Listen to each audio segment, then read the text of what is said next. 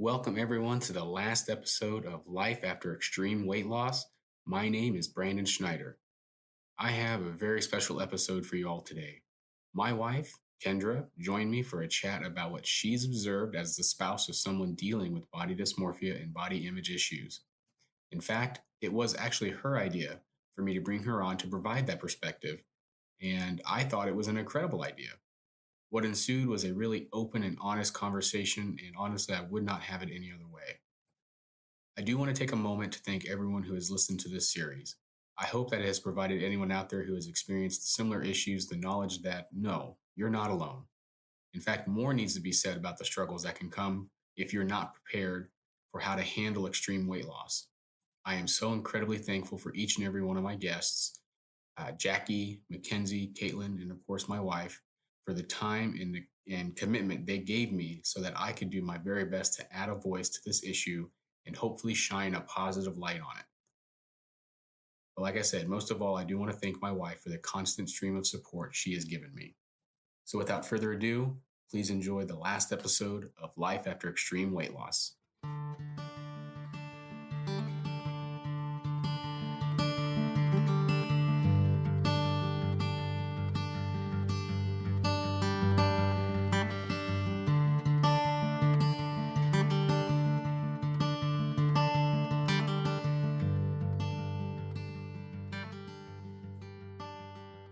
All right, I have here with me my wife, Kendra Schneider. This is an episode I've been somewhat looking forward to doing, but I think it's an important one. Actually, the idea came from my wife. She thought it'd be something beneficial for anybody who listens to this whole series to potentially get the perspective of one's significant other through this whole process. Hi. So tell me, just tell everyone a little bit about yourself. Just introduce yourself. Okay. Well, I'm Kendra. I'm Brandon's wife. We've been married for almost 3 years. We met in high school and reconnected 3.5 years ago. And we have 3 children together. One is biological, Brandon's, and then the other 2 are from previous relationships. Yeah. So are you able to tell me why you thought it was important to kind of, provide listeners the perspective of the significant other for somebody who's going through, some form of body dysmorphia, mental health regarding their body image, all of that? Yeah. So I think it's really important because obviously in a relationship, it's important to support each other in whatever it is they're going through. And you can always kind of gauge like a person's emotional health. You get to know the person you're with and you have a good relationship with them and you catch cues. And so then as you're with them, your emotional health, you can kind of do check-ins from here. And, everybody has a history, everybody has a trauma, and knowing the past trauma and anything that we might have dealt with can help each other through. So when it comes to the, body dysmorphia or,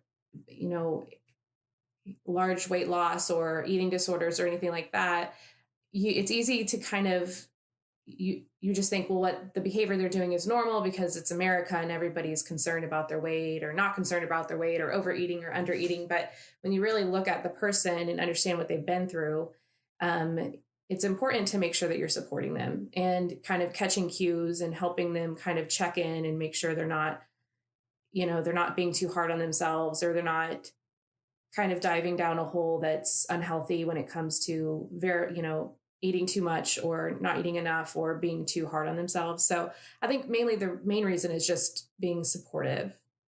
If you observed me as a person, right, what would your takeaways be? So when we got together, well, first of all, some backstory. So we got together and obviously we'd been friends on Facebook for a really long time since high school. So we knew each other in high school and I had a crush on him and all that. So we had a history and I knew of him. And when I had a crush on him, he was heavier and that was not something that bothered me. And then when, as we were friends throughout the years, I was married and he was in a different relationship. And so we were still friends on Facebook. I obviously I saw him because he commented on stuff or he liked things. And so I saw that he was heavier. Um, and so I knew that he was a big guy. And when he asked me on a date, I know that he was on like a weight loss journey, but like that wasn't important to me. Like his size wasn't important to me. I knew he was trying to become more healthy. And when we went on the first date, I had thought, okay, yeah, he's lost, some weight. That's great, whatever. But when he showed up at my door and I opened the door, I was actually really shocked at how much smaller he was than what I anticipated, considering where he came from at 350 pounds and the few months that I had noticed that he had started posting about a weight loss journey. I was thinking it would be like a normal amount of weight lost, like I have an extra 20 pounds and I've been trying to lose it for 3 months and I finally lost it, that kind of thing. So I was really surprised when I opened the door and he was a lot smaller than I expected. So I was like, wow, he's really doing some really drastic things. And I was obviously really impressed and proud of him. But I was also kind of like, how in the world is this possible, to be honest? Because, my dad, he's a bigger guy and he is very careful about what he eats and he's a very healthy eater, but it's taken him a long time to lose weight. And he's actually on a weight loss journey right now. And he's lost quite a bit of weight. I think I don't know. I think he's close to 100 pounds now, but it's taken him a year to do that. And that's still amazing. So my first thought was, wow, he's lost a lot of weight. And then as we started, we became boyfriend, girlfriend, we were dating and we saw each other often, and just observing the amount of, work he was putting into it. It was all a very calculated thing. He had several apps that he would pull up. And you would plug in, like what you ate and the amount of calories you would burn. And it was all science. And I thought that was really impressive. But he would even say things like, I need to go to bed now because if I don't get enough sleep, I've learned that if I don't sleep a full 8 or 9 hours, that I don't burn enough calories when I'm at the gym. My body doesn't work as hard. Just like little things like that he'd picked up. So while that's all very good and smart, it was obvious that was his number one goal, his main focus. And so, he lost a lot of weight. I would say, how much do you think you lost from when we started dating until I don't know, within the first couple months? Probably another 60 to 70 pounds. Right. So by the time we were engaged, right? Don't you think? We got engaged in 3 months because it was a quick turnaround. Yeah, it was a quick turnaround. So he lost, and I had, like I said, I'm maybe I didn't say this. I've always been considered overweight. A doctor might consider me obese, but the way I carry my weight, you would never know how much I weigh. I look like I weigh less than I do. So I've always had a history of being a little bit overweight. So it was interesting and kind of crazy to observe.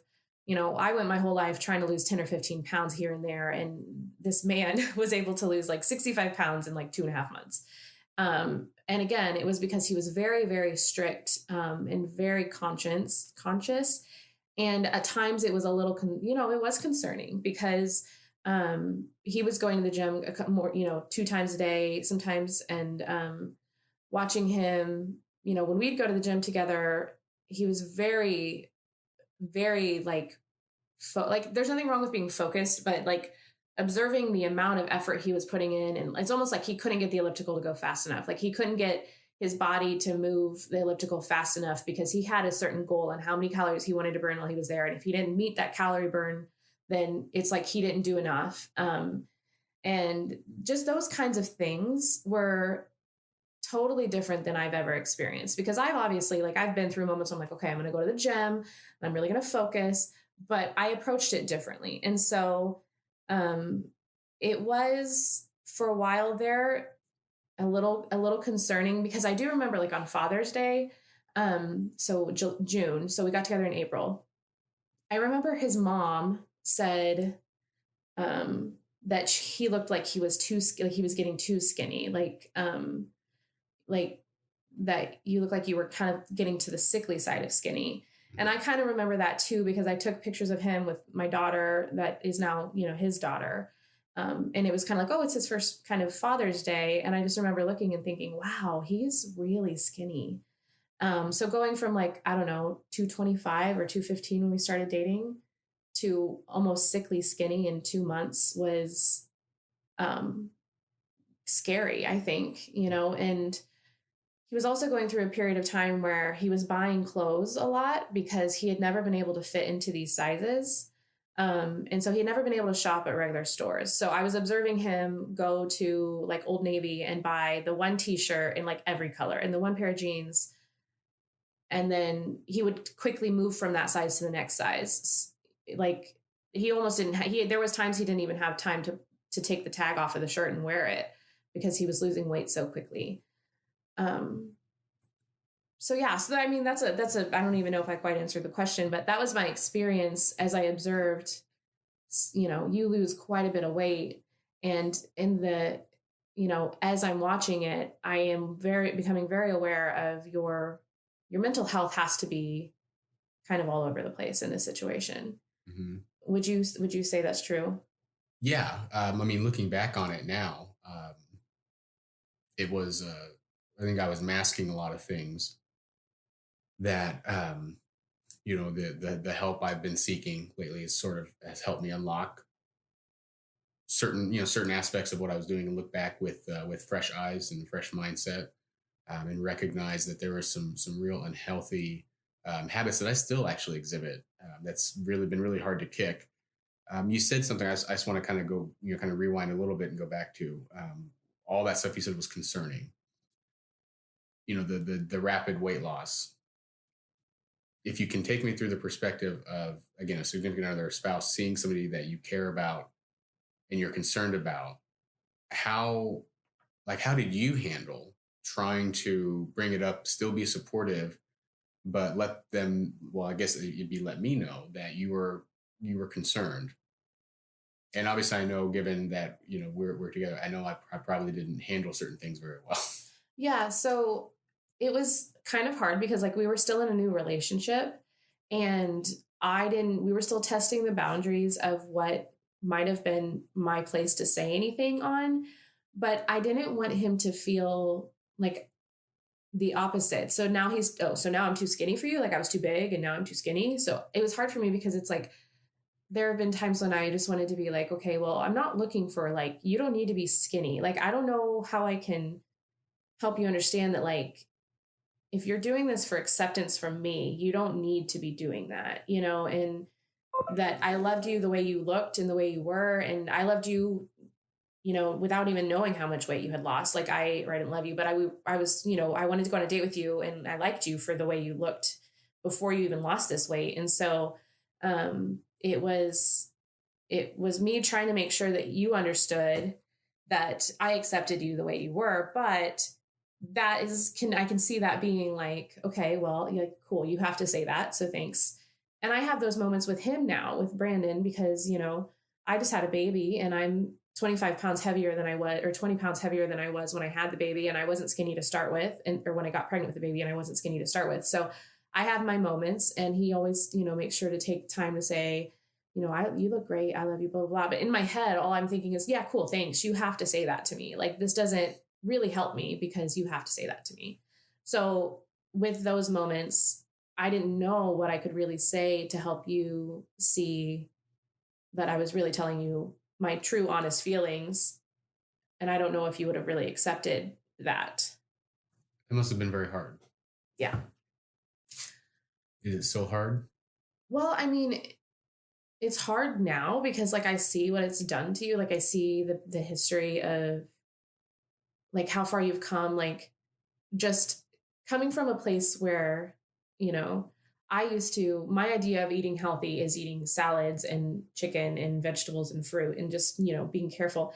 And his idea of being healthy is eating everything in low sodium, not drinking a lot of water, because if I drink too much water, I'll be bloated and then I'll weigh more. And, I can eat a sandwich, but it has to be low calorie bread because I'm only counting calories. And it was just it was, in my opinion, a warped sense of truth on what constitutes health when it comes to what you eat.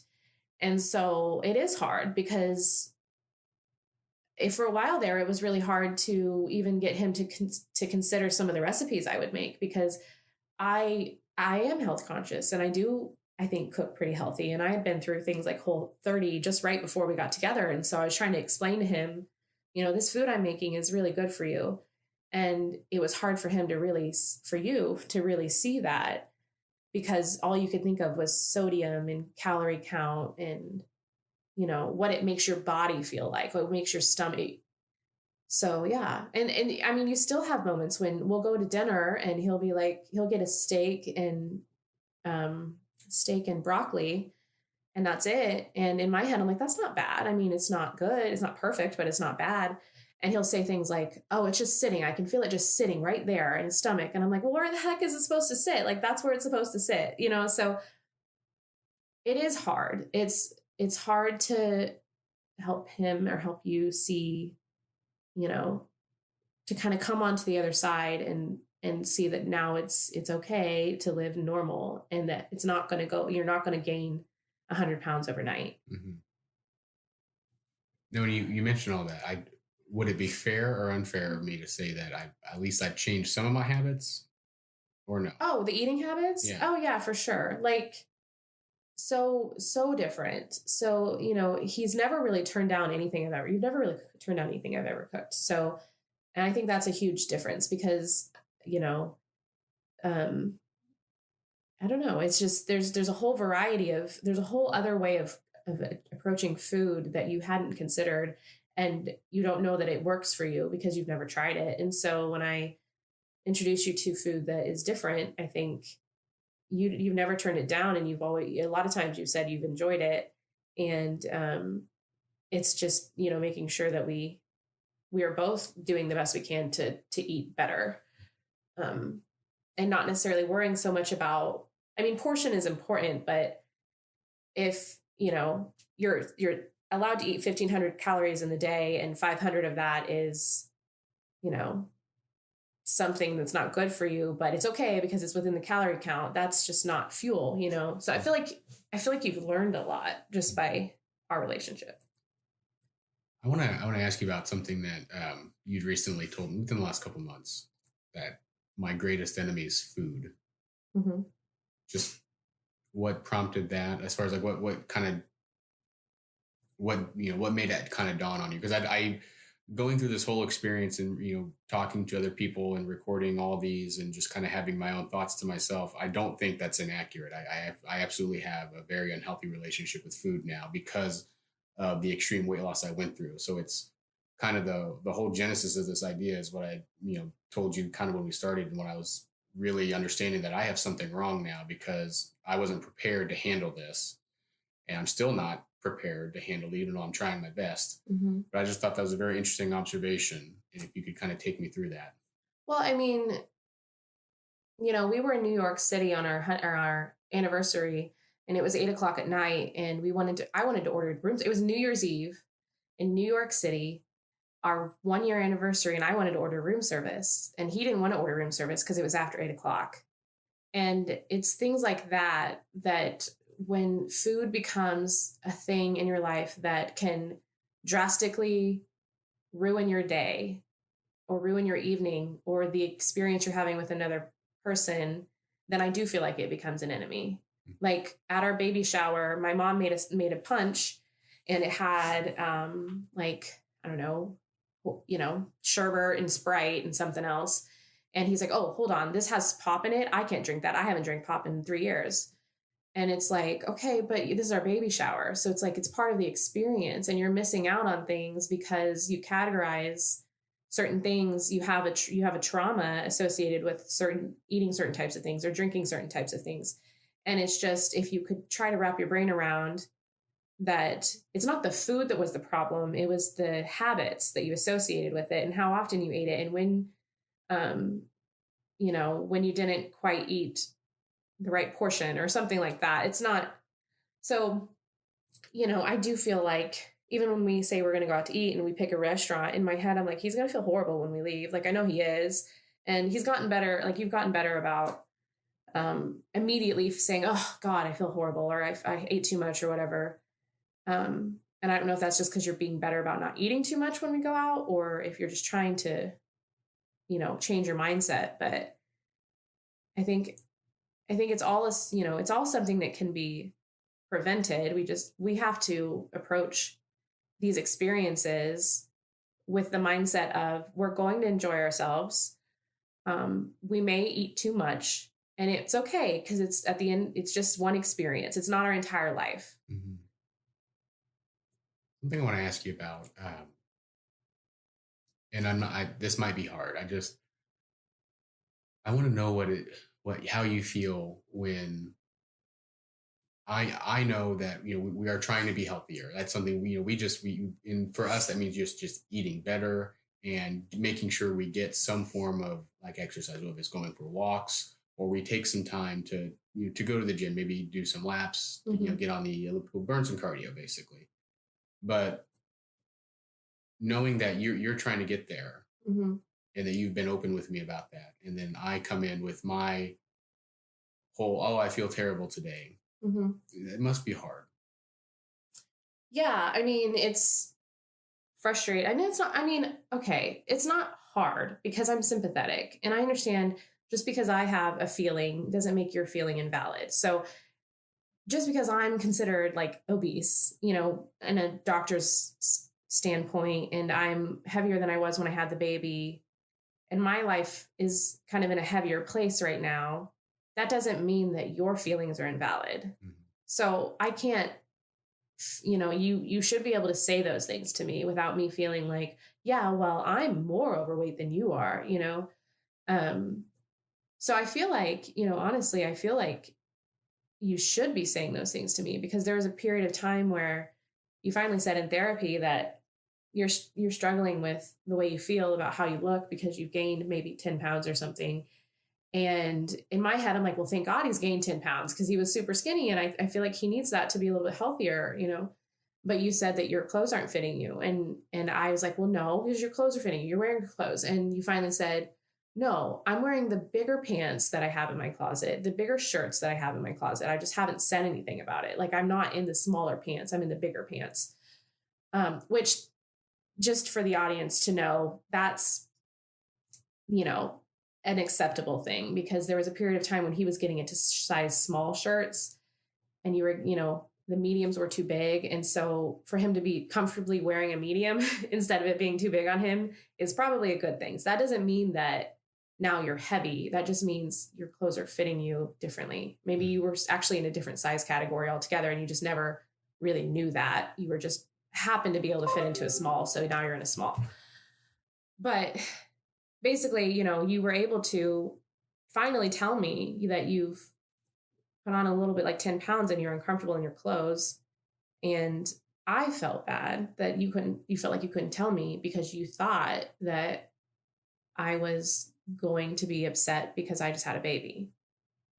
So really, it's not hard. It's not hard to hear you tell me your feelings. So I would like to know how you feel that all of this, because it's still going on, I feel like, to a degree, since I have regained some weight and I am uncomfortable in some of my clothes now, and some of these old feelings and memories have come up and fears have come back. How has this bled into our lives? Not just my life, but our lives as a family.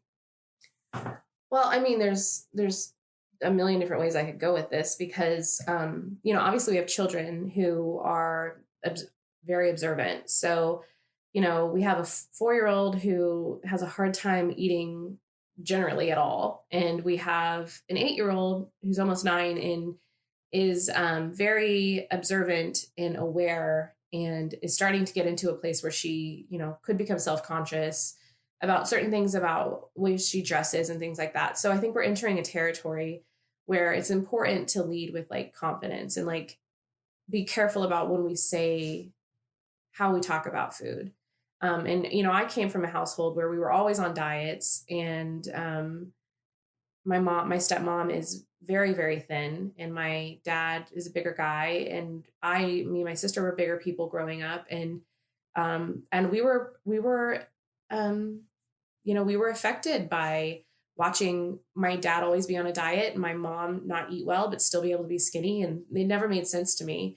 And so it does make me nervous when there's moments when Brandon has a different opinion of food, just in general, and I hate to say that, but, you have a different opinion of food because of what you've been through as a bigger guy, to where you're afraid to say, like, Charlotte, my oldest, like, she's never been able to drink pop. That's just, I feel like that's just a general rule of thumb, that that's not something she's able to do.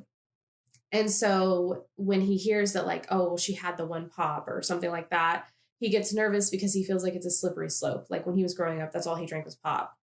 And it's like, that's not going to equate to her being a big person. If she has one soda at a movie once every 4 months, it's not going to make her a big person.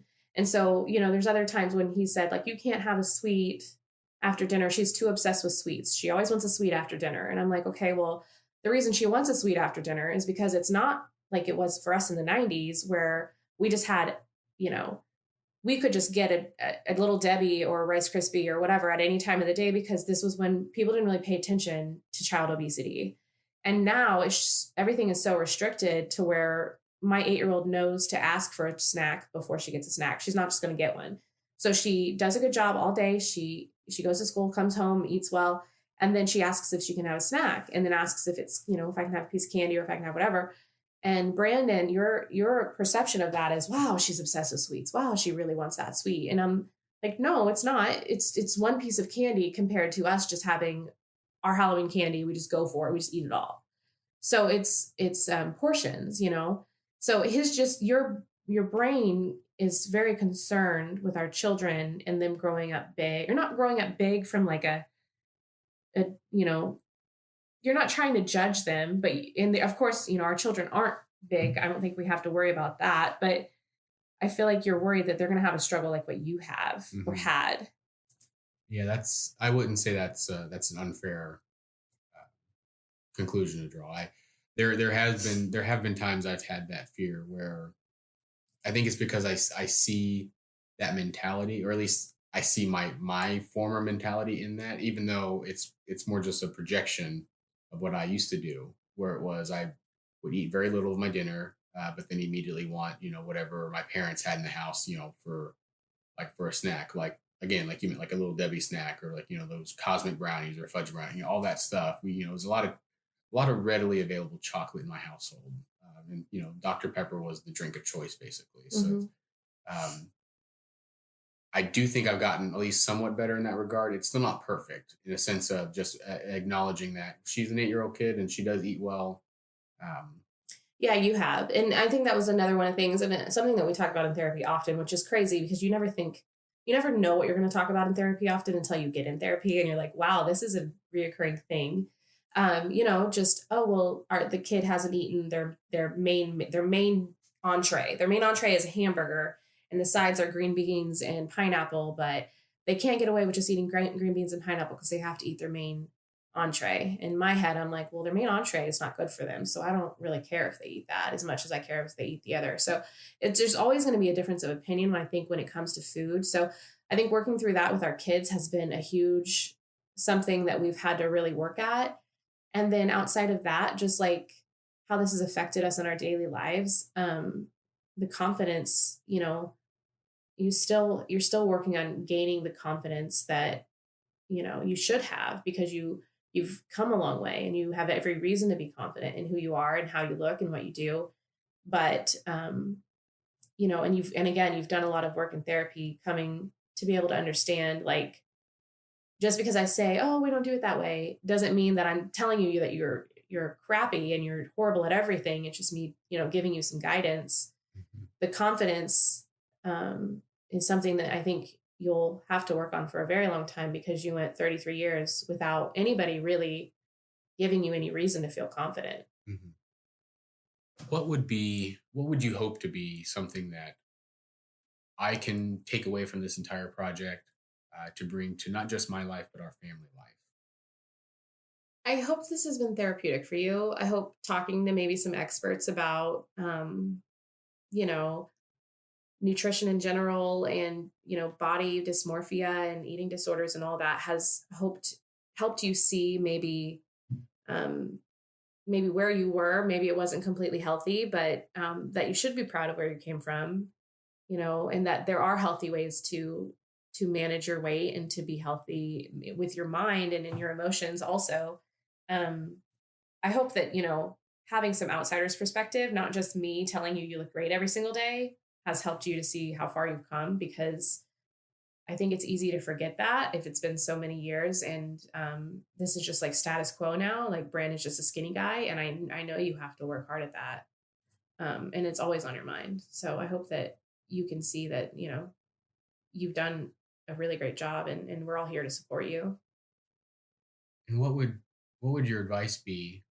I'm not going to ask about others, significant others. I would want to know what your advice would be to anybody who's out there that might be feeling the way I felt the last 3 years. What would your advice be to them if they have a special person in life, a significant other in their life? What would you recommend they do with regards to talking about this openly with them? Well, I'm like a super honest person, like blunt generally. And so, I mean, it is nice to sugarcoat things, but it's also important to just call it what it is. When you see somebody who's struggling, you can't dance around the issue too much. When you see somebody who is, you know, they're careful about what they eat all day and they're really concerned about what they eat all day, but then when they do go out to eat, they go really big and they get the dessert and they do all the things. There's certain behaviors that you can kind of see are unhealthy, and I feel like it's important to, because you love somebody or you care about somebody, to call them out on it, for lack of a better word, and say, hey, I love you just the way you look. And I know that seems cookie cutter, cheesy. Everybody has to say that, but I'm being completely honest. And if you're struggling with something, I want to help you with that. Like, if you need me to tell you what's the appropriate amount to eat or appropriate thing to eat, like, let's talk about it. Let's brainstorm, because I'm here for you. And I know that sounds super cheesy, but seriously, so many people I feel like are dealing with this by themselves, and everybody knows it, but nobody talks about it. And why do we not do that? Let's bring it out into the light, with that person one on one. What is your opinion on social media and its influence on this whole area? Body image, mental health, body dysmorphia. I've asked this of everybody that's sat down on this. Well, and I'm sure everybody has told you that social media is a highlight reel, and that people only put the best photos out on Facebook and Instagram, and people only put, their best foot forward. But I mean, we all do it. We judge everybody. We don't mean to, but our subconscious mind is made to judge. We saw somebody, we haven't seen them in 10 years, and they pop up on our Facebook and we're like, whoa, they've lost a lot of weight, or whoa, they've gained a lot of weight. And that's like the first thing we notice. Or if a woman has a baby, like I'm going through right now, the first thing that people always want to know is if they bounced back or they didn't. And those things are not fair or healthy to anybody, because, if we see somebody on the street, we're not observing whether they're big or small. Generally, we have a conversation with them. But because photos are like static and they're available, like, Halloween costumes, we just posted those from last night. Mm-hmm. And my first thought was, wow, I look big. I still have 20 pounds to lose. I look really bad. And I don't want to put that photo first in my little slide of photos, because I don't want people to judge me for not losing all my baby weight. And that's not fair or healthy. So I just wish we'd all cut each other some grace, and it's not about size. There's so many other amazing accomplishments that everybody is achieving that is more important than the images that you see on Facebook or Instagram. I couldn't agree more. I really couldn't. I want to thank you for taking the time out of your day to come sit down and talk with me. You're welcome. I barely see her anymore. I'm just kidding. No, I mean it. We should have lunch together. No, I'm busy. I'll have my people call you. Okay, sounds good.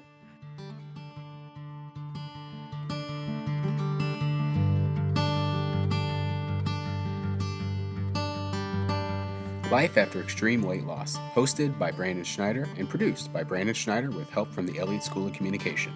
If you need help navigating mental health, reach out to Counseling and Prevention Services or your local healthcare professional.